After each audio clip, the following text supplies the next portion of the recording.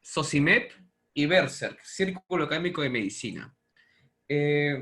Como ya saben, esta es la segunda entrega de este trabajo, este proyecto tan lindo que es las videoclases con orientación a salud y a su internado. El día de hoy vamos a ver un tema muy práctico, muy bacán, que viene a ser el empiema, ¿ya? El nombre es sugerente de infección, ¿no? Por etimologías. A ver un segundo. Y esta enfermedad, si bien es cierto, no es tan frecuente de encontrar en el hospital, aunque no crean, en lo que va del año, digamos que en una semana llegamos a ver 3 a 4 casos de empiema en el hospital regional. Ya, o sea, realmente, o sea, no será frecuente según los artículos cuando hablen de otros países, pero en nuestro país sí hay relativa frecuencia, ¿ya?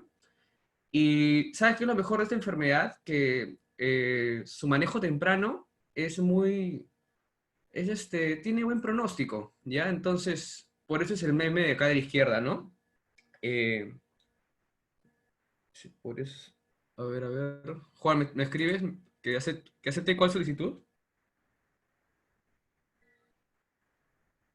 Eh, no sé de qué solicitud me estás hablando. A ver, un momento. Disculpe un momento, me están escribiendo.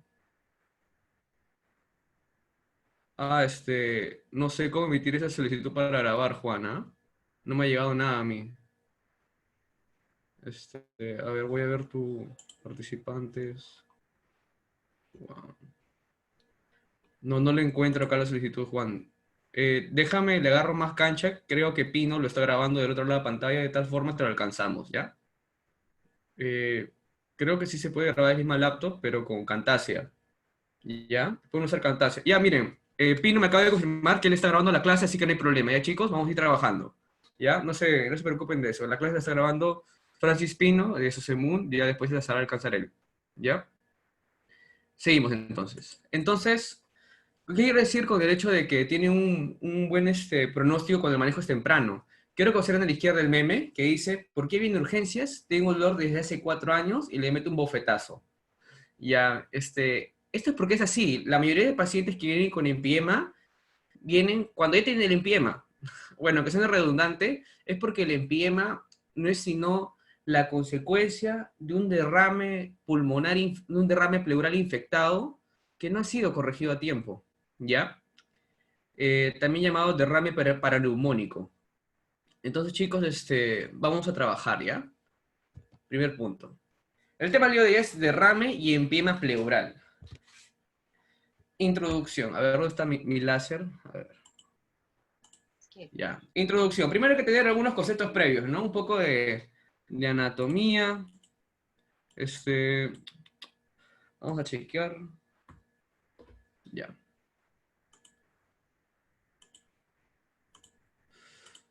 Ya. Primer punto de la anatomía. Para nosotros tener la pleura con líquido pleural, o sea, el espacio pleural tenga líquido, como pueden observar, el primer esquema de la izquierda, tenemos las costillas, ¿no? Los músculos intercostales, vasos intercostales, y por debajo de esta, la pleura parietal. Y más debajo todavía, la pleura visceral. Y la pleura visceral recubre el pulmón, que se observa como este pedazo de, parece hígado, ¿no? Hígado, ya. Entonces, ¿qué viene a hacer el espacio pleural? Es un espacio virtual entre la pleura visceral y la pleura parietal. La pleura parietal está pegada prácticamente a la jaula torácica y la pleura visceral en contacto íntimo con la superficie del pulmón. Y entonces ahí dibujo una especie de cápsula envoltura.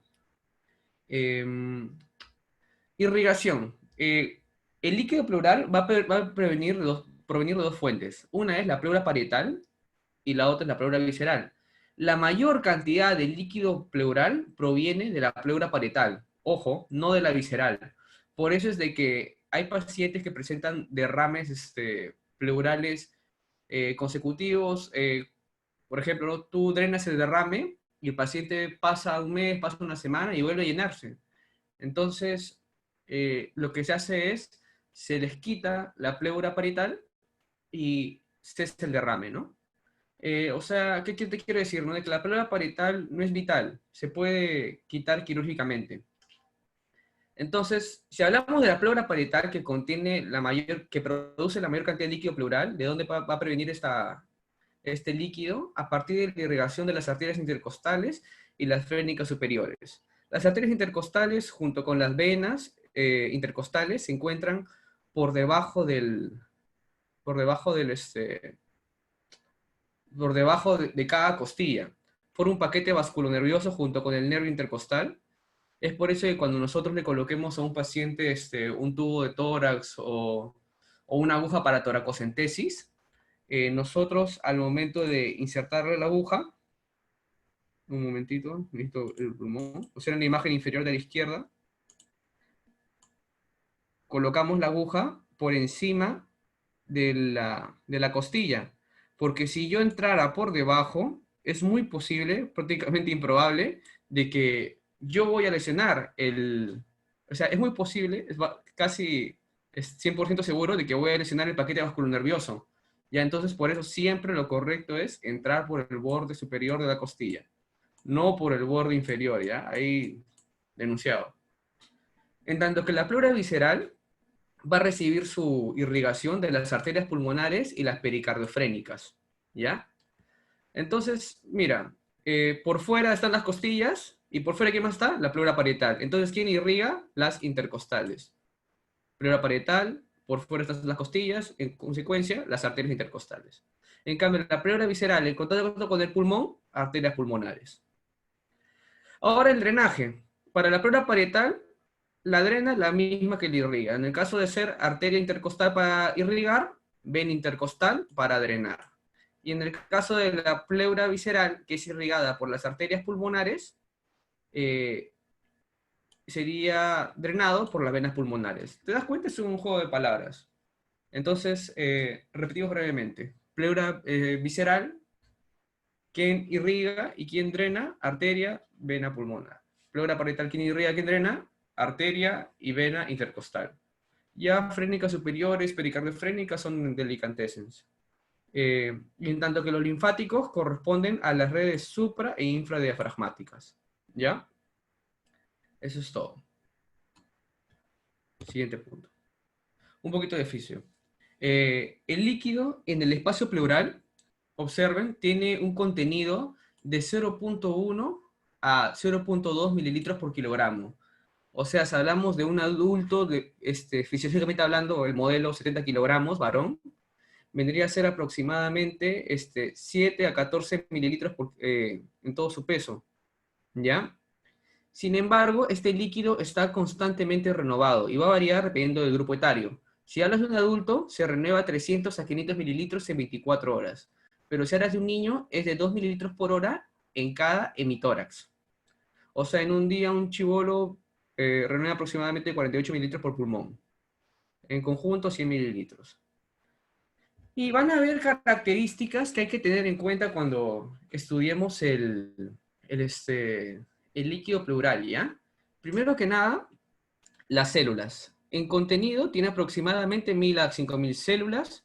De estas de acá, principalmente macrófagos en un 64-80%, linfocitos 36%, ¿qué más? ¿Qué más de acá nos vale? La albúmina como tampón 50-60%, y la glucosa es similar al plasma, ¿ya? El DHL es menor del 50% del plasma y el pH es similar al plasma.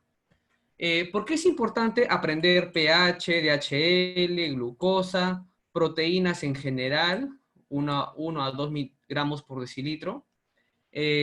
Porque vamos a usarlo con los criterios de Light para poder clasificar los diferentes derrames y también para poder diferenciar un trasudado de un exudado. Si bien es cierto el derrame pleural es secreción de líquido en el espacio pleural, van a haber dos tipos. El trasudado, que vendría a ser líquido pleural bajo en proteínas, y el exudado, rico en proteínas. ¿Ya? Eh, esa diferencia es clave. Entonces, si yo tengo por ejemplo, vamos a poner acá ya, trasudado versus exudado. Si el exudado es rico en proteínas, deberá tener abundantes proteínas. y el trasudado debe tener pocas proteínas. Ya vamos a ver un esquema después de eso, ¿ya?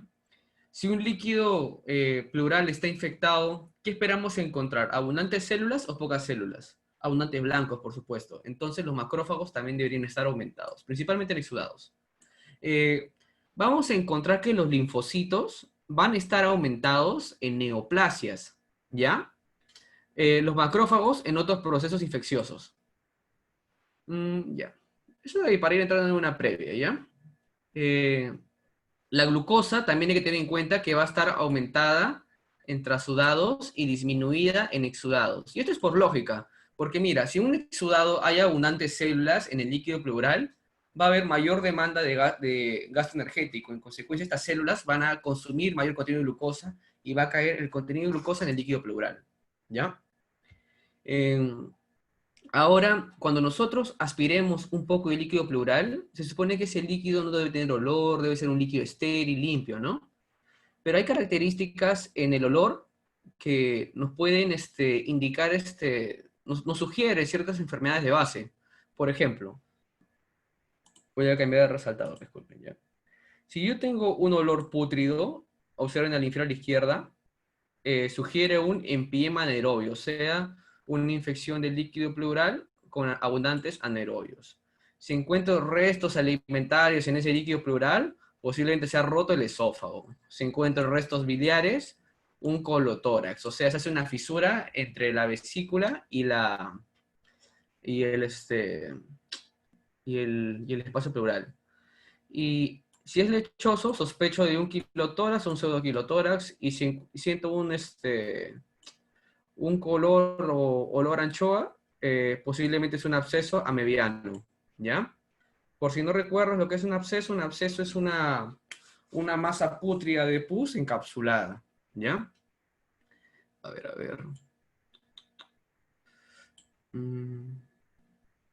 Déjame mover esto de acá. Entonces, observa acá a la derecha.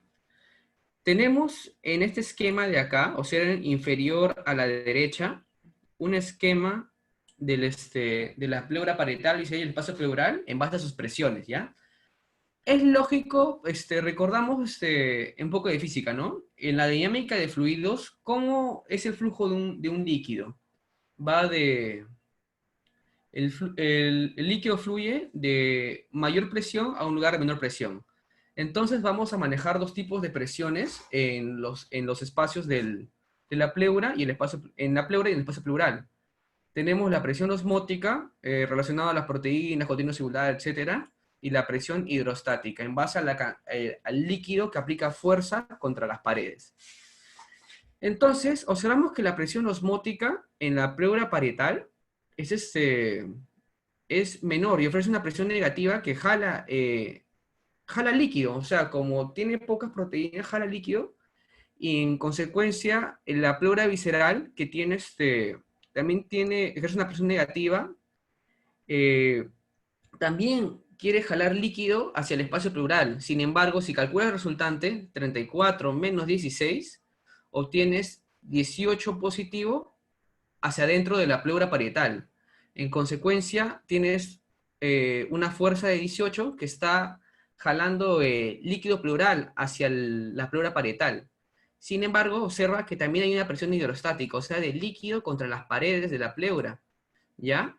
Que netamente 35 y 16 hacia adentro del espacio pleural, o sea, la pleura termina jalando más agua. Y si tú ahí combinas el 35 con el dicho resultante, queda una fuerza neta prácticamente que puede llegar hasta 5, bueno, mayor a 5, ¿ya? En consecuencia, la tendencia de tener el líquido pleural es siempre hacia el espacio. La fisiopatología prácticamente de esta enfermedad se va a explicar en cómo se alteran estas fuerzas para que el líquido se acumule en el espacio pleural y no sea drenado. Ya, bueno, esto ya lo hemos visto. Ya. Entonces ya tenemos un poquito de las bases de la pleura. Ahora vamos a hablar del derrame pleural. Primero que nada, a ver, se mueve esto de acá. Primero que nada, trasudado versus exudado, ¿ya? Dijimos de que la pleura va a tener líquido, ¿no? Llamado derrame, en el caso de un derrame. Si se acumula, puede ser trasudado o exudado. Trasudado, ya hemos dicho, si es rico en qué? En prácticamente puro líquido, pero un exudado es rico en proteínas. Observemos que todos los valores de un trasudado son a la baja, ¿ya? Pero ¿en quiénes? En densidad, proteínas, cociente de proteínas en la pleura versus el suero, en el LDH, cociente LDH en el pleura-suero, los leucocitos, los hematíes y el colesterol. Sin embargo, los dos únicos valores que presentan mayor son el pH y la glucosa, ¿ya? Y lo mismo pasa en el exudado, solo que al revés. En el exudado tiende a ser acidosis y y, este, y glucosa disminuida. ¿Por qué acidosis? Por el contenido proteico. Va a tender a la acidez, porque las proteínas le dan una consistencia ácida prácticamente al medio. En tanto que el trasudado, como no tiene proteínas, va a tender a ser una base. Segundo punto, la glucosa. ¿Por qué vamos a encontrar glucosa disminuida? Dijimos, porque observa acá, mira, proteínas, leucocitos. Los leucocitos en el trasudado están disminuidos, pero en el exudado están aumentados. Ese mayor contenido celular en el exudado va a ocasionar un mayor desgaste de glucosa y en consecuencia menor glucosa.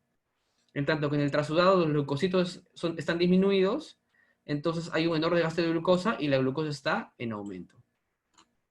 Prácticamente, con eso de ahí es lo único que tenemos que aprender. Solo tenemos que aprender en el exudado, todos los valores están aumentados, excepto pH y glucosa. Se acabó. Y en el trasudado, todos los valores están disminuidos, excepto el pH y glucosa, que están aumentados. O sea, acidez y mucha glucosa. Nada más. ¿Ves? Súper fácil de aprender, porque si te estás aprendiendo cada criterio punto por punto, te vas a marear. ¿Ya? Entonces, hay que explotar ahora las otras características. El trasudado, como no tiene proteínas, va a ser claro. En el exudado puede verse lechoso, turbio o sanguinolento. Olor. El trasudado es inoloro, pero el exudado puede ser maloliente. Densidad. Si tienes pocas proteínas, tienes poco contenido, el trasudado, que es de esas características, va a tener una baja densidad. Pero el exudado que tiene mucho contenido proteico, tiene mucha densidad.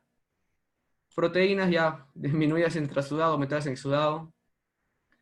Cocientes proteínas pleura-suero. Ya. ¿Cómo tengo el cociente? Por lógica. Cociente de proteínas en la pleura versus el suero. Si la pleura tiene muchas proteínas, ¿cómo se llama eso? Exudado. Entonces, este cociente va a estar aumentado. Matemática, ¿ves? Directamente proporcional el cociente a las proteínas. Ahora, si las proteínas están disminuidas, el cociente va a estar disminuido. ¿Quién tiene proteínas disminuidas? El trasudado. ¿Quién tiene el cociente proteínas en pleura y suero disminuidos? En suero disminuidos, el trasudado. ¿Ves? Muy sencillo. Entonces, eso es lo que tenemos que tener en cuenta. Acá hay una imagen que esto prácticamente tienes que grabarlo en tu cabeza para que no te olvides. Observa. A la derecha el exudado, mira, abundantes proteínas, abundantes LDH, porque el cociente del LDH va a estar aumentado también, ¿ya? Pero mira el trasudado a tu izquierda. Pocas proteínas, poco LDH, prácticamente todo lo que tiene es glucosa, ¿ya? Entonces eso hay que tenerlo clarito. Etiología. Cuando tenemos un derrame pleural, vamos a tener, las causas más comunes son 6, ¿ya?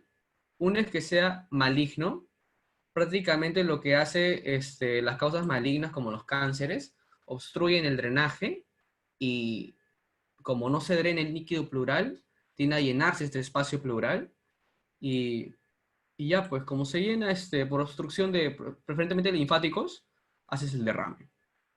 El derrame paraneumónico es un derrame infeccioso y prácticamente va a causar una inflamación y la inflamación va a llamar leucocitos, va a haber una respuesta local, edematización y en consecuencia un edema. La tuberculosis también tiene un mecanismo infeccioso, sobre todo en nuestro medio. tuberculosis asociada a derrame, insuficiencia cardíaca congestiva, también prácticamente siempre lo mencionan en la fisiopatología de la ICC, y la cirrosis hepática. La cirrosis hepática también está asociada a derrame pleural, y en lo personal hemos visto en el hospital que pacientes cirróticos llega a ser necesario que le hagan una fusión pleural con talco. ¿En qué consiste? Colocan talco entre las dos pleuras y esto se seca y las pleuras se pegan. Y es como, al pegarse las pleuras, desaparece el espacio pleural, en consecuencia ya no va a haber derrames, ¿ya? En los pacientes cirróticos. Otras causas menos comunes son la tromboembolia, la artritis reumatoide, asbestosis benigna, pancreatitis, prácticamente enfermedades inflamatorias. Entre otras, hipoalbuminemia, prácticamente tiran el nivel de proteínas al piso, ¿no? En consecuencia es el derrame. Ya las drogas, ¿no? Tengan en cuenta. Ya. Siguiente punto. Fisiopatología. Entonces, observan a la derecha toda esta lista de mecanismos que están asociados al derrame. Incremento de la presión intracapilar. En consecuencia, va a aumentar ¿qué cosa? La presión hidrostática. Y la presión hidrostática tiende a transportar líquido de la pleura parietal al espacio pleural. En el pulmón también, sus arterias también tienen capilares. Va a aumentar más el drenaje de líquido de la pleura visceral al espacio pleural. O sea, aumento.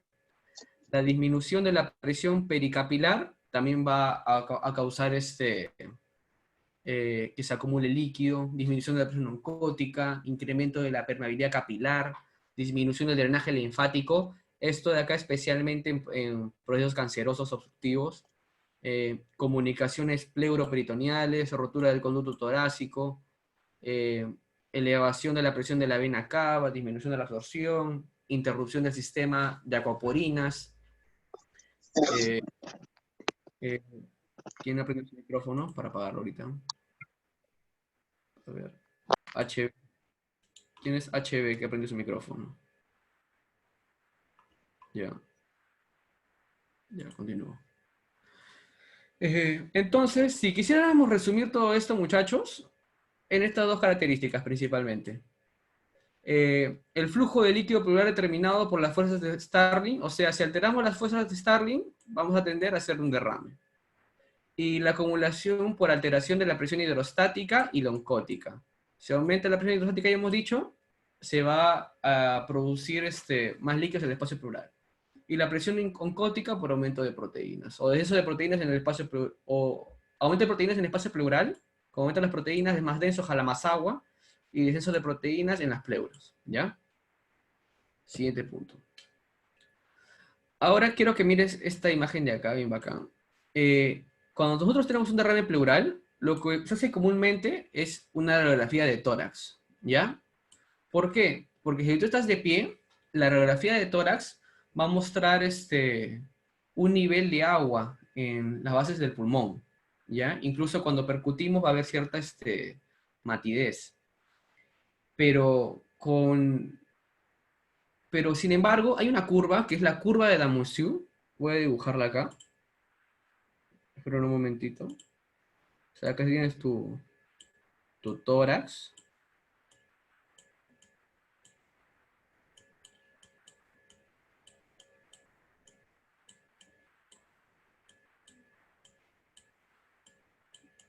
Ya. Entonces tú el gordo que el paciente tiene sus costillas, ¿no?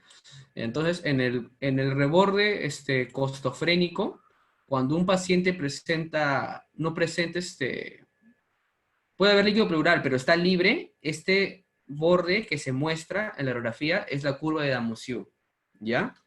También hay una curva de Damusiu en la exploración física, pero esta es radiológica, ¿ya? Ojo, esta es en radiografía. Si la curva de Damusiu está libre, yo descarto que haya un proceso como un empiema, porque en el empiema recuerda que lo que hay es adentro, no es agua prácticamente, es líquido infectado que tiende a ser pus. Entonces, esta curva suele desaparecer. Entonces, en un derrame pleural, yo espero encontrar la curva de Damusiu. El líquido que nosotros vamos a encontrar, a ver, un segundo, pongo el resaltador para seguir chequeando.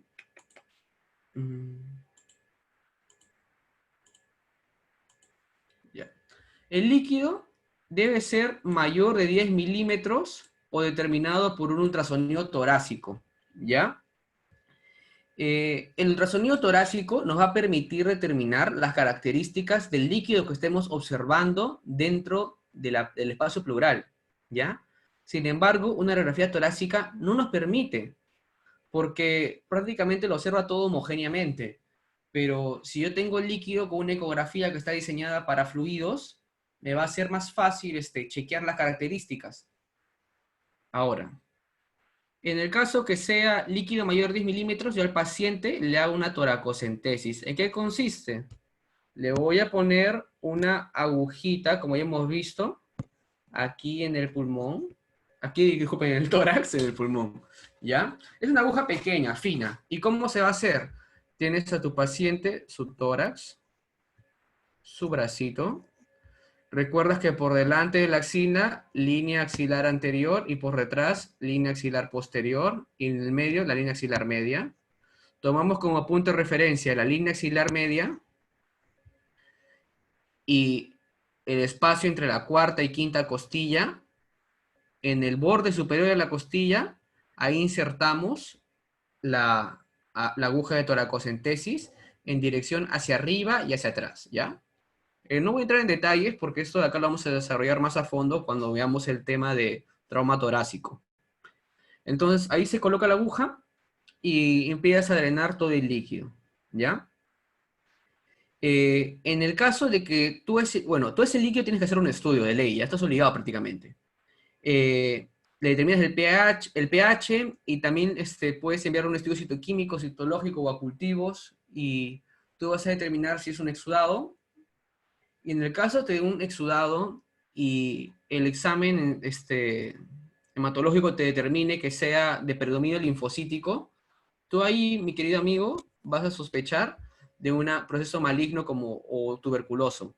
Pero en el caso que sea de polimorfonucleares, ahí el empiema paraneumónico, que prácticamente va a ser la niña de nuestros ojos hoy día, ¿ya?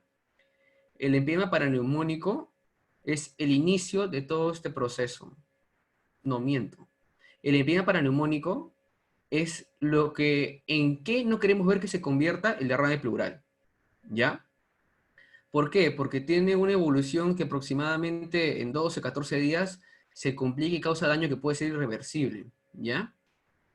Para que se hagan una idea, así como la pleura prácticamente cubre el pulmón, evita los rozamientos, no lo protege. Digamos que si la pleura se endurece, que es una fase prácticamente terminal del derrame paraneumónico, puede restringir la respiración. Bueno, la ventilación, disculpen, la ventilación. Respiración y ventilación es distinto, ¿no? En consecuencia, se restringe la respiración y dejas de respirar, pues, caballero, adiós, te mueres. ¿Ya? Entonces, eso lo queremos evitar, el empiema paraneumónico. Ahora, ahí está la niña de nuestros ojos, el derrame, y prácticamente esta frase quiero que se la graben en su cerebrito. El derrame paraneumónico es el debut del empiema. Prácticamente ahí está el derrame empezando como pequeño, pero cuando pasa el tiempo se transforma, ¿no? Obtienes tu empiema, que es el proceso infeccioso, y presenta loculaciones, un proceso prácticamente fibrinoso que empieza a cartonar la pleura y imposibilita el trabajo de la ventilación. Observa las imágenes. Quiero que observes, voy a resaltar, ¿ya? Para que sea más viable. Acá, toda esta área que presenta como una loculación. A la derecha observas todo, con un lapicero azul, porque sé que algunos de ustedes todavía no llevan imagen, ¿no? Entonces vamos a verlo.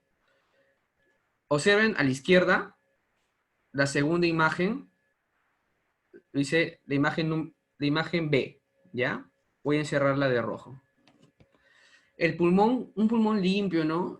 Sin problemas respiratorios, debe verse así, como una masa negra, con un montón de redes o ramitas blanquitas, ¿ya? Así es como debe verse un pulmón limpio. Prácticamente la radiografía sin problemas. Sin embargo, observen a la derecha, prácticamente todo eso es lo que tiene el pulmón. Entonces, ese pulmón está colapsando.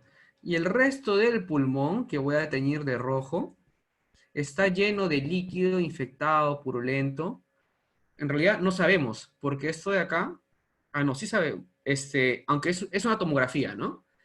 Es tomografía, pero la tomografía, al igual que la radiografía, no nos permite observar características del líquido. Necesariamente tiene que hacerse con una ecografía.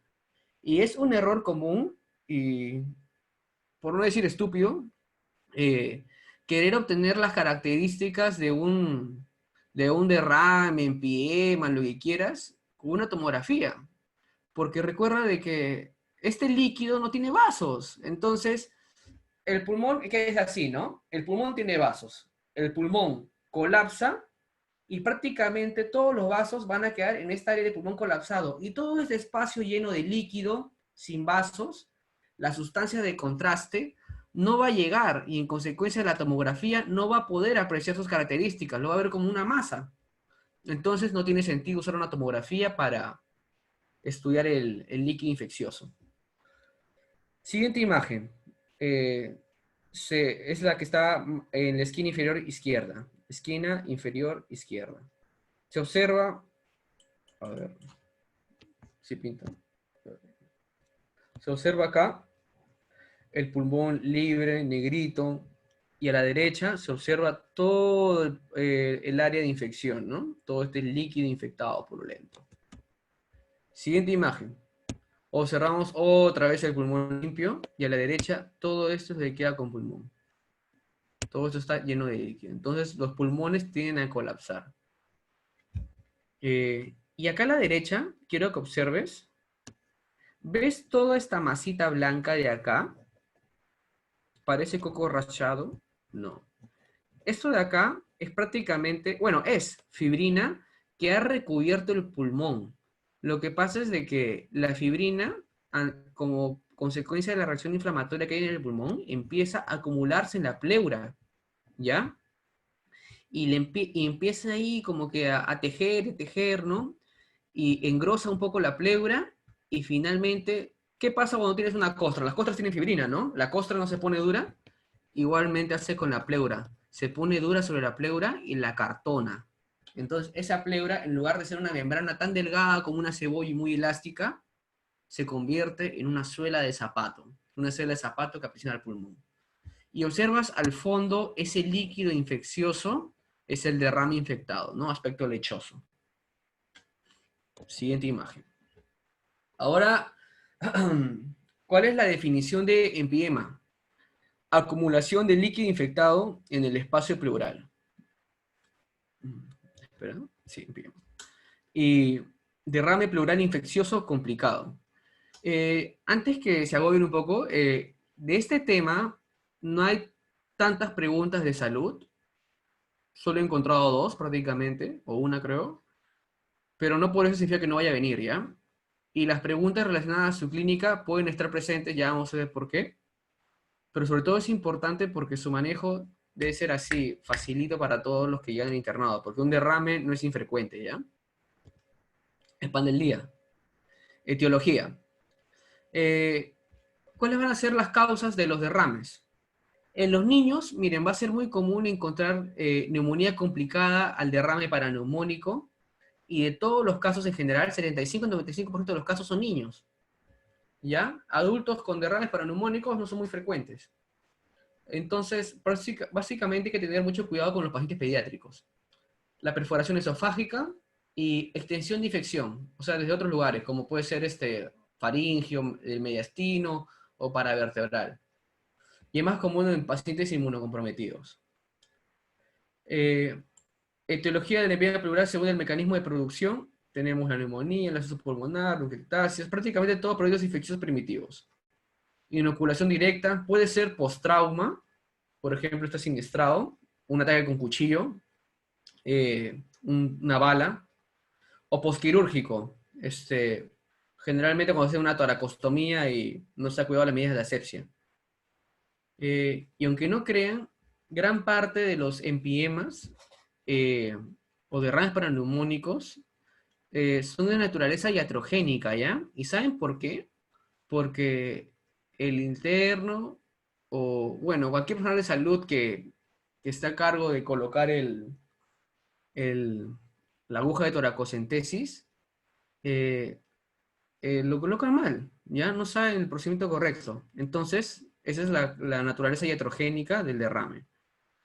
Eh, Inoculación indirecta, por ejemplo, por infección de la pared torácica, infección del mediastino, infección cerebrovascular, focos infecciosos a distancia con sepsis o bacteriemia, ¿ya? O metástasis hematógena, o sea, más problemas oncológicos. La sepsis importante, bacteriemias también.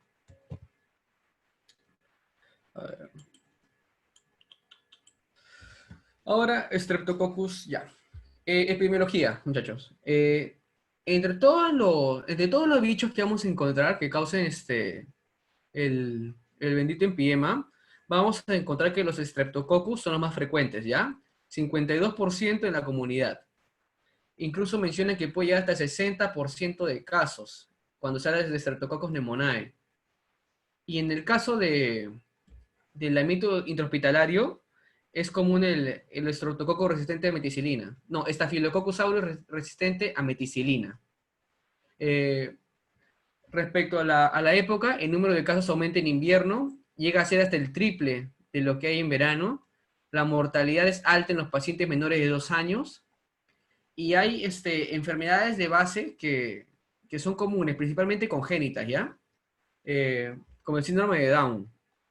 Hay virosis, inmunodeficiencias, parálisis cerebral, posquirúrgico, tuberculosis, cardiopatía congénita, prematuridad, fibrosis quística, o sea, un chongo. Eh, Adultos. En los adultos, prácticamente diabetes mellitus, ¿no? Hipertensión arterial, enfermedades que te deprimen, ¿no? La inmunidad. Em, Trauma, superformación esofágica, prácticamente lo que hemos visto, ¿no?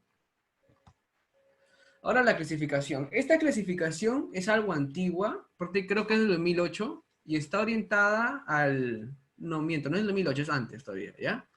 Pero prácticamente va a estadiar el derrame, el empiema en base a su manejo, ¿ya? Y va a tener en cuenta el pH, como ya he mencionado, el LDH y el cultivo. Y lo va a graduar en no significativo, paraneumónico, casi complicado, complicado simple, complicado complejo, empiema simple, empiema complejo. Te lo digo así, no tienes que aprendértelo porque es muy, muy soso, ¿ya? Hay una forma más práctica de dar el manejo del paciente y es el siguiente. Nosotros vamos a estadiar al, este, al empiema en base a esto, miren. Al líquido pleural, pH, bacterias, glicemia, DHL, glóbulos blancos, el PIL pleural y la duración. Ahorita te digo qué es cada uno. Líquido pleural. Observa la primera imagen de la base de la izquierda. Fase exudativa aguda. ¿Ya?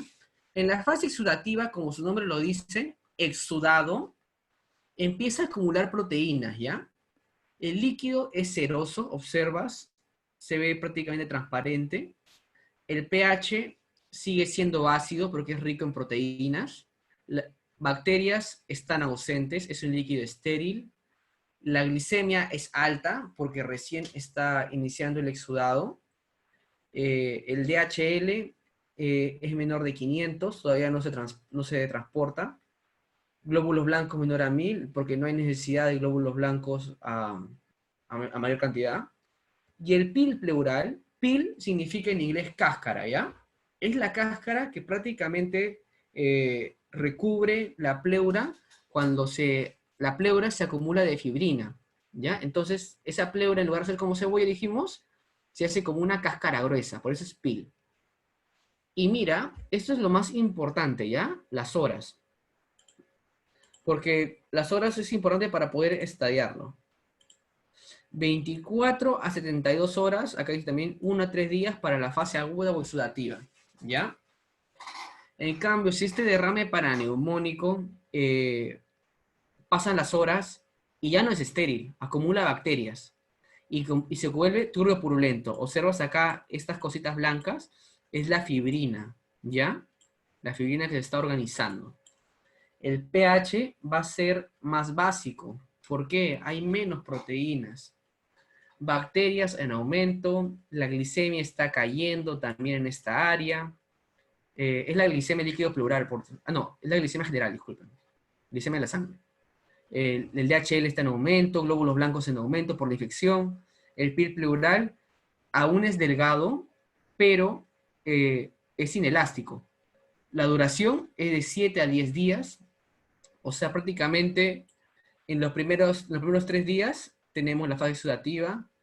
Desde el cuarto hasta el 14º día, mencionan algunos, empieza la fase fibrinopurulenta, nombre fibrinopurulento, acumulación de fibrina y pus.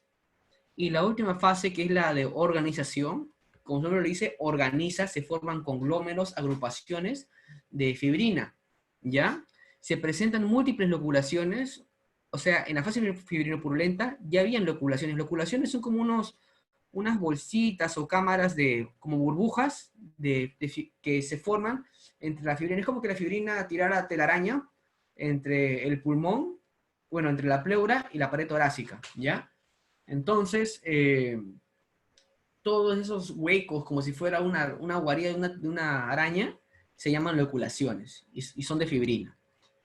Entonces, en la fase de organización, el líquido pleural ya se está agotando prácticamente, porque esa pleura está casi totalmente obstruida por la fibrina. El pH tiende a estar normalizado, y al igual que la glicemia, las bacterias, el DHL, los glóbulos blancos son muy variables, y lo que más nos importa de esta fase es la pleura. La pleura está acartonada, está muy rígida. La duración es desde la tercera hasta la cuarta semana y dura meses, ¿ya? Ahora, ¿por qué te dije que es mejor aprender esto para el tratamiento? Porque mira, en la fase sudativa, ¿hay bacterias? Responde la pregunta. No, no hay bacterias. Si no hay bacterias, ¿necesitaré darle antibióticos? No, no necesito darle antibióticos, pero tengo un líquido pleural que debe ser drenado para evitar que se infecte. De pasada que busco la causa de base de que se acumule el líquido de derrame, ¿no? Entonces, prácticamente el manejo es toracocentesis. En la fase fibrinopurulenta va a depender. Yo le hago la ecografía. A ver, voy a activar mi cámara ahora. Yo le hago la ecografía al paciente y observo que esas loculaciones están muy espesas, sin gran cantidad, ¿ya? Entonces, una aguja de toracocentesis, que es muy fina, no es suficiente para drenar el contenido. Entonces, ahí yo le coloco un tubo torácico. El tubo torácico de mayor calibre me va a ayudar a drenar todo este contenido purulento y fibroso. Y hay que agregarle antibióticos porque hay bacterias. Y en la fase de organización va a depender también. Observen algo. Hemos dicho que hay fibrina, ¿no? Entonces, si hay fibrina, ¿cómo destruye la fibrina? ¿Recuerdan la vía de la coagulación? Que había una sustancia fibrinolítica. ¿Cómo se llamaba? A ver, responde por WhatsApp la pregunta para ver un poco de actividad de parte de ustedes. ¿Cómo se llama la sustancia fibrinolítica que trabaja en la vía de la... bueno, asociada a la sangre, ¿no? ¿Qué sustancia produce fibrinólisis en sangre? Es un anticoagulante prácticamente. Responde por el WhatsApp, dale, dale. O si no, responde por el chat acá, te leo, te leo.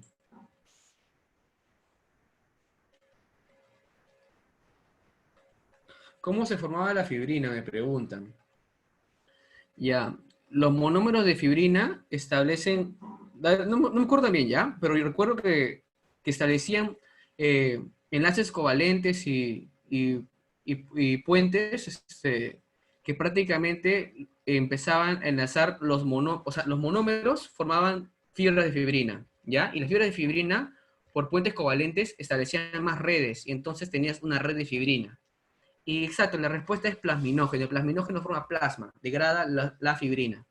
Entonces, ahora un poquito de fármaco. ¿Qué sustancias, esta es pregunta de examen, ¿no? ¿Qué sustancias ustedes recuerdan o qué fármaco, más claro, qué fármaco actúa como fibrinolítico?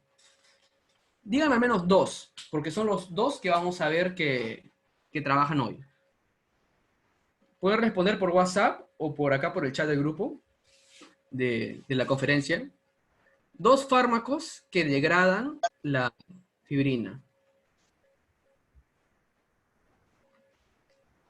Vamos chicos, escriban. No, impaciento.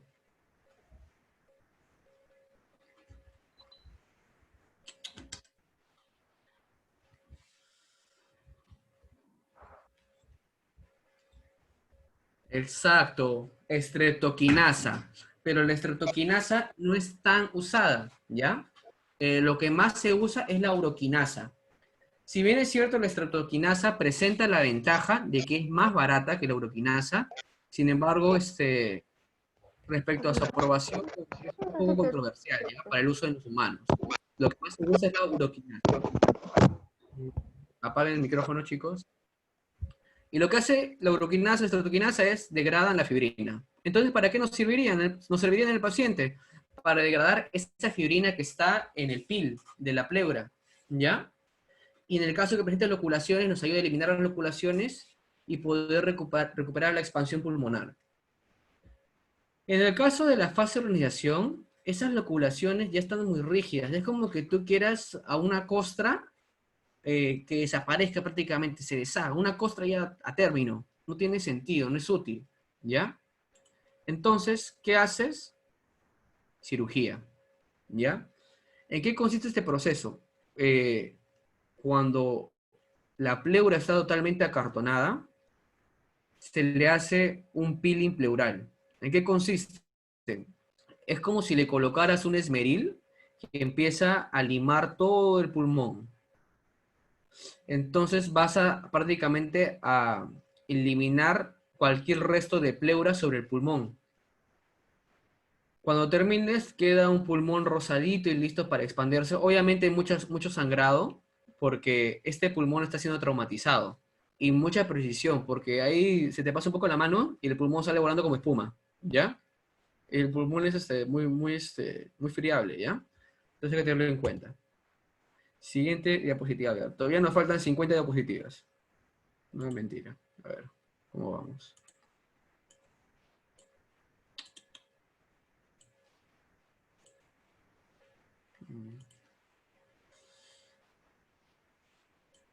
Siguiente imagen. Este es un mecanismo fisiopatológico. Es una tabla de resumen de un artículo que encontré sobre prácticamente todo lo que hemos hablado ahorita, ¿ya? Características por fase del derrame paraneumónico, características bioquímicas, bacteriológicas y las imágenes a la derecha. Cuando acabemos la clase se los dejo para que puedan repasar de manera de resumen, ¿ya? Es muy práctico. Y esta tablita de síntesis hay que aprenderla bien para poder entender el derrame, ¿ya? Es vital. Primero que nada, en la fase exudativa, como ya hemos dicho, lo que es un exudado, o sea, es como que estuviera sudando suerito, ¿ya? Ese líquido generalmente estéril, es fácil de drenar, y el líquido no interfiere con la expansión pulmonar. Por eso, ¿qué le ponemos? Respondo ahorita. A un paciente en fase exudativa, ¿qué le darías? Toracocentesis, clave A. Clave B, tubo de drenaje. Clave C, antibióticos. Clave D, peeling pleural. Responde ahorita. Clave enano, fibrinolíticos. Responde por el chat o por cualquiera de los chats que tú quieras. Responde, no hay problema.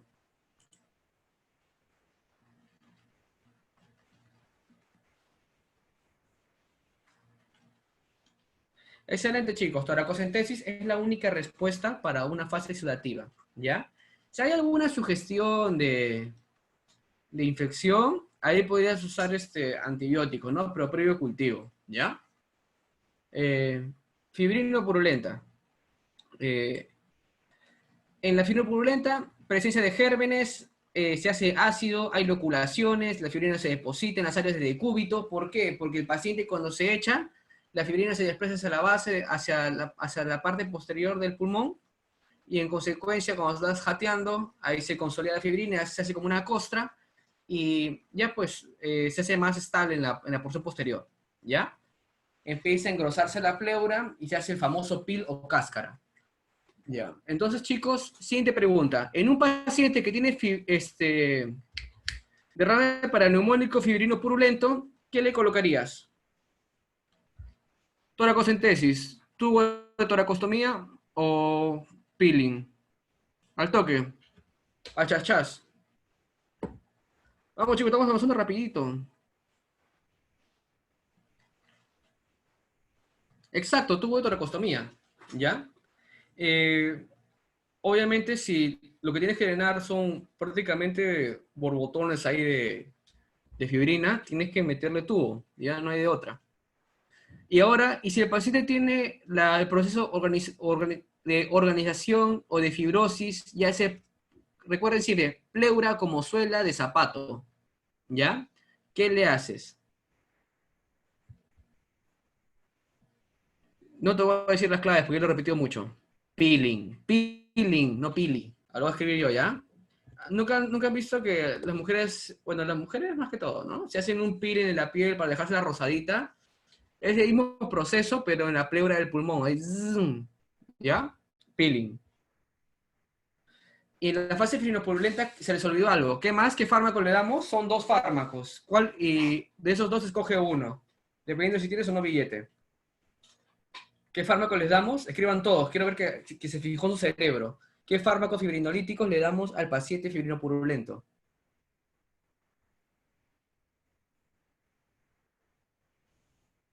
Y a uroquinasa, exacto. ¿Y cuál que no es aprobado? Aunque no sé si ya lo han aprobado, ¿ya? Pero yo lo último que leí era que no estaba aprobado. Estreptoquinasa, correcto. ¿Ya? ¿Quién es más barato, uroquinasa o estreptoquinasa? ¿Quién es más barato? Hay que tener en cuenta los recursos del paciente. Estrepto, correcto. Ya. Ahora les voy a dar un dato de artículo, ¿ya? Se dice que en los pacientes fibrinopurulentos pediátricos que recurren a fibrinolíticos sin necesidad de tubo, logran recuperar la capacidad pulmonar totalmente, ¿ya? Sin necesidad de usar el tubo, es lo mejor de todo, ¿ya? Entonces evitas un proceso traumático en el pediátrico, ¿ya? Eso hay que tenerlo claro.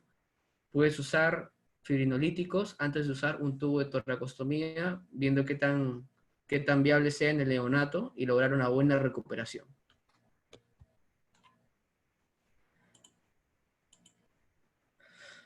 Ahora la clínica. Mira, tenemos lo que pasa es de que el derrame paraneumónico tiene un diagnóstico difícil, diferencial de la neumonía, y es porque en ambos vas a encontrar fiebre, malestar general, tos productiva, la disnea, dolor torácico, cianosis, taquipnia, top inspiratorio, murmullo pulmonar disminuido, crépito, soplo tubárico, matiz de la percusión. Bueno, en todo caso hay una neumonía con derrame, ¿no? Matiz no tanto, ¿no? Pero bueno. Entonces, como ven, es un chongo, ¿no? Entonces, ¿en quién debo sospechar que tenga un derrame paraneumónico? En los pacientes que tengan estas 3 características. ¿Ya? Alza térmica en aguja, ¿ya? O también llamada fiebre intermitente. Hace muchos picos, o sea, la fiebre, eleva la temperatura bastante, más de 38, hace fiebre, incluso fiebres altas, ¿ya? Y luego baja hasta la normalidad, incluso hasta un nivel subnormal. O sea, una temperatura mucho menor del basal. Y luego se recupera, y baja, y sube y baja, sube y baja, sube y baja. Prácticamente parece montaña rusa, ¿ya? Alza térmica en aguja, hace muchos picos. Requieren oxígeno y presentan leucocitosis. Ya estos 3 nos hacen sospechar de derrame paraneumónico. Y también en el paciente que tenga neumonía y no presenta mejoría al tratamiento con antibióticos, ¿ya? Porque si tiene, por ejemplo, ponte de que por un motivo X el intestino ha drenado el líquido pleural, pero tiene el proceso fibroso, entonces la respiración va a estar comprometida, ¿ya? O sea, el antibiótico no te va a destruir la fibrina, por eso hay que tenerlo en cuenta. Siguiente punto. Estudio de imágenes. Ya hemos hablado un poquito de esto, ¿no? Cuando tenga el RX del tórax, si el paciente presenta una ocupación del espacio pleural con un engrosamiento mayor a 10 milímetros, es necesario realizar una eco, porque la eco me va a permitir obtener las características de ese líquido, ¿ya? Observen la imagen inferior derecha. Ahí se observa la ecografía, parece un panal de abeja en el espacio pleural. Eso vienen a ser las loculaciones. ¿Cómo debería verse? Como el de la izquierda, ¿ya? Eso es un derrame normal, anecoico, ¿ya? Puro líquido. Pero en la derecha, cuando ya presenta las tabicaciones, o sea, ya está fibrosando, se presenta ese panal. Ahora, esto fue lo que hace un momento, el signo de la Muisio-Ellis. Si el paciente tiene líquido pleural libre, ¿cómo puedo darme cuenta si es líquido pleural o es pus? ¿Ya? O se ha fibrosado ya. ¿Qué hago yo? Le tomo 2 radiografías. Al paciente de pie le tomo una radiografía y luego una en decúbito lateral. En decúbito lateral, observa acá, segunda característica del RX de tórax, me va a ayudar a determinar el líquido libre o tabicado. ¿Cómo? Si el líquido está libre, al yo cambiar al paciente de posición, el líquido va a moverse. Entonces se va a desplazar de costado y voy a poder observar el signo de Damucio-Ellis cuando el paciente esté de pie. Como está de pie, el líquido se va hacia las bases y es posible apreciarlo. Ahora, si el paciente lo toma en decúbito lateral, el líquido se va a ir hacia un lado y también va a cambiar la imagen. Ahora, quiero que aprendan, bueno, que fijen esto en su cerebrito, ¿no? La ocupación del espacio pleural radiológicamente no diferencia engrosamiento pleural, líquidos y tabicaciones. O sea, yo encuentro un tabique, lo voy a ver igual que si hubiera líquido y lo voy a ver perfectamente igual como si la pleura estuviera engrosada. O sea, las 3 fases del derrame paraneumónico los va a mandar a volar. No vamos a poder diferenciarlos. Pero sí puedo valerme para diferenciar un derrame pleural de un derrame pleural con tabicaciones o fijado por el cambio de posición, ¿no? El líquido se va a mover. Y la tomografía hay que realizarla si sospechamos de estos eventos. Condensación del parénquima que sufre cambios y que obviamente vayan a poner en peligro o afecten la salud del paciente, ¿no? Como necrosis del pulmón y abscesos. Pero observen, no permite precisar la naturaleza del fluido, la presencia del empiema, ni ver los tabiques de fibrina, lo que ya habíamos comentado. Ahora, de ese líquido pleural que yo obtengo a partir de la toracocentesis, voy a aplicarle otros estudios. Y son los que hemos visto ya. Estudios para el pH, glucosa, LDH, proteínas. La proteína, si es reactiva, va a estar mayor de 100, acompañado de un pH mayor de 7.20 y una glucosa disminuida, en el caso de un proceso infeccioso, de un derrame paraneumónico complicado, ¿no? Cultivo de líquido pleural, debe ser, puede ser positivo, pero la citología debe dar negativo, es que tener eso claro. El estudio de adenosina desaminasa puede estar elevado, puede, no 100% seguro, pero siempre va a haber un predominio de polimorfonucleares. Si eran linfocitos, ¿qué pensábamos que era? Pues pon tu respuesta en el chat. Si eran polimorfonucleares, podía sospechar de derrame pleural infeccioso, o también llamado derrame paraneumónico, o el empiema como fase final, ¿no? Pero si observo linfocitos, hay 2 entidades que mencionamos. ¿Cuáles son? A ver, responde, dijimos 2. Malignidad y TBC, excelente. Cáncer y TB, malignidad y TB lo mismo, ¿no? Ya. Si todos concuerdan, ya, excelente, entonces estoy contento. Seguimos.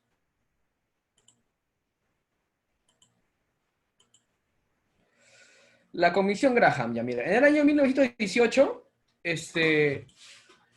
la Comisión Graham prácticamente fue, creo, después de la Primera Guerra Mundial, no, miento, me estoy confundiendo, disculpen. Plantean 2 ideas, ¿ya?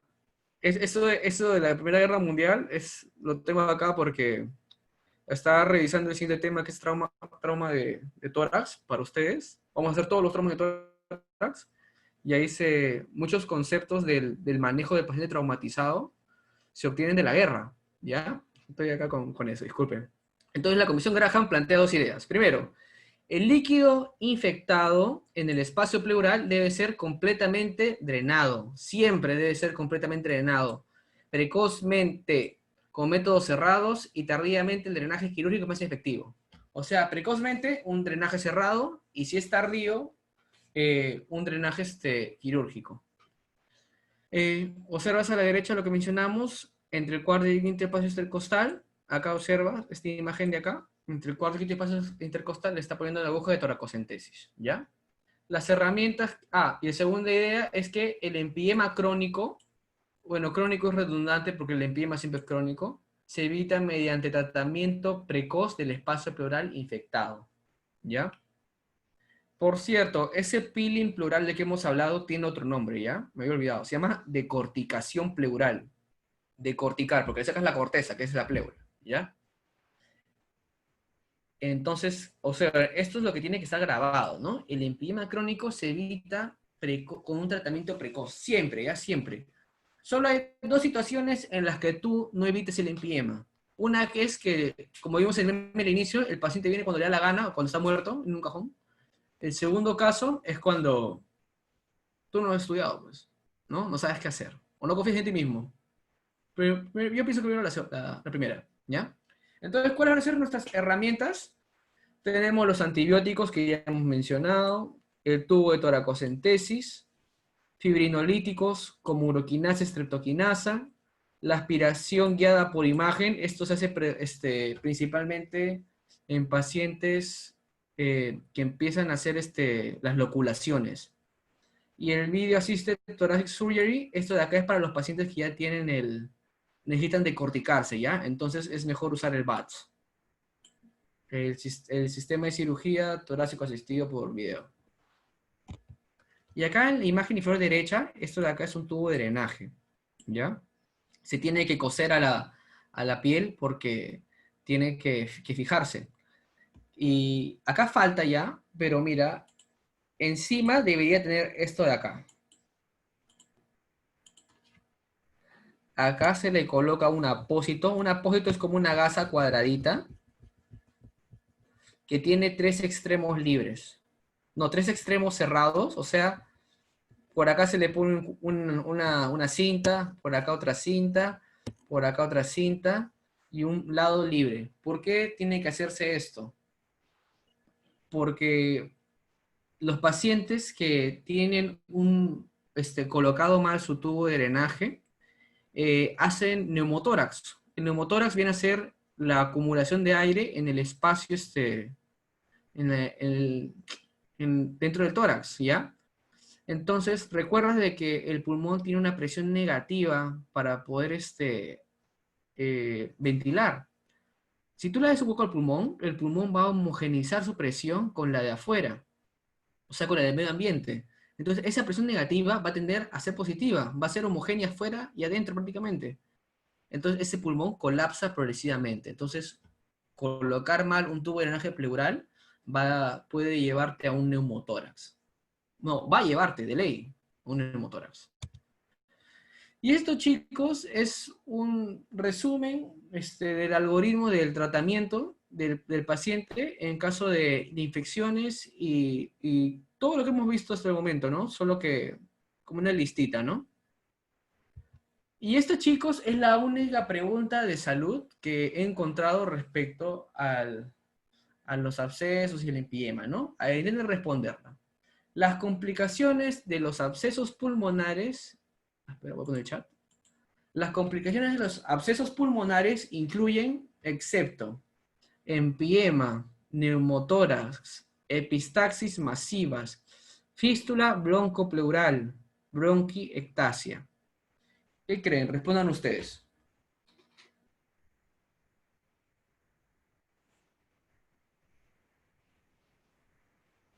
Los leo.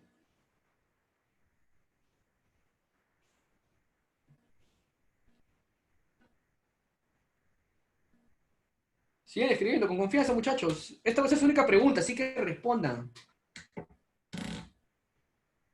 Respondan, muchachos, con confianza. Esta es la única pregunta de salud que he logrado encontrar.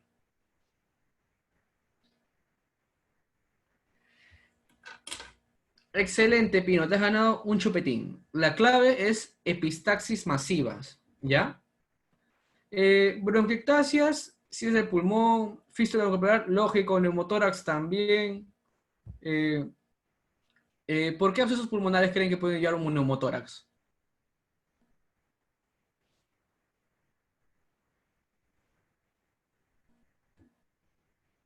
Se lo dejo de tarea, ¿ya? Revisen. Y bueno, chicos, esta ha sido la literatura que se ha revisado para poder dar esta clase. Muy aparte de los libros básicos, ¿no? Que son el Woodman o Goldman, Harrison. Y un poquito de Rubier solo para la primera parte, pero poco, la verdad, no mucho. Esos son los 7 artículos que recomiendo. Hay otros artículos de derrame pleural, pero estos de ahí los he guardado para el siguiente tema que vamos a hacer, que son los traumas de tórax. Va a ser muy detallado. Eh, vamos a usar el ATLS, no el español mal traducido, ¿no? Vamos a usar el más, el que está en inglés, el nuevecito, ¿no? La última edición que ha salido.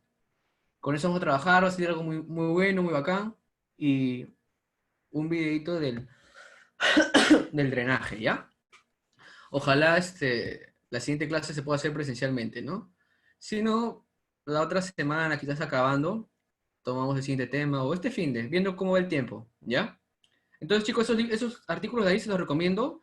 Sobre todo les recomiendo, apúntenlo, los artículos el número 2, que dice Iván E., tratamiento quirúrgico de limpieza pleural, y el 5, que es Ferreiro, manejo del derrame pleural. De todas formas, yo en un momento les voy a enviar un PDF que viene a ser apuntes del tema de hoy día, ¿ya? El manejo, todo, y está referenciado todo para que puedan chequearlo y estudiarlo, ¿ya? Es de los resúmenes que yo armo de cada tema que reviso. Y bueno, chicos, espero que les haya gustado la clase. A mí me hace feliz editarles este segundo tema. Y acabamos con este mensajito, ¿no? Acá les envío un mensaje a mi pata Leónidas. Soy la mejor versión de mí mismo. Ese es 0.99 a la 365. Es tu esfuerzo cuando prácticamente no haces nada de beneficioso por tu vida, ¿no? 0.99 de tu esfuerzo por 365 a la 365 días del año. Prácticamente tiendes a ser un mediocre, ¿no? 0.03 a la baja. Espero que muchos de ustedes puedan responder esto, ¿no? Lucho todos los días por serlo y lo voy a lograr, ser la mejor versión de mí mismo. Mira, compara las valías de los dos. Uno que vale 0.03 y el otro 37.8. Hay gente que lucha todos los días por cumplir su sueño, ¿no? Que es la medicina. Y si no lo has hecho, estás a tiempo aún de recapacitar, ¿no? Aún podemos llevar de eso a esto. Hay tiempo. Al menos antes de que empieces tu internado, ¿no? Porque es más difícil que hagas todo. Entonces, chicos, medicina, arru. ¿Ya? Muchas gracias, chicos, por su asistencia el día de hoy. Repito, llegó gracias a SOCIMEP, SOCEMUND y Berserk, Círculo Académico de Medicina. Suscríbanse en las redes de SOCEMUND, lo encuentren como SOCEMUND UNT o SOCEMUND Trujillo. A mi Instagram como Dr. Felipillo y en Facebook, a mi academia la pueden encontrar como Berserk, Círculo Académico de Medicina. ¿Ya? Nos estamos viendo, muchachos, y muchas gracias por el día de hoy acompañarme. Cuídense.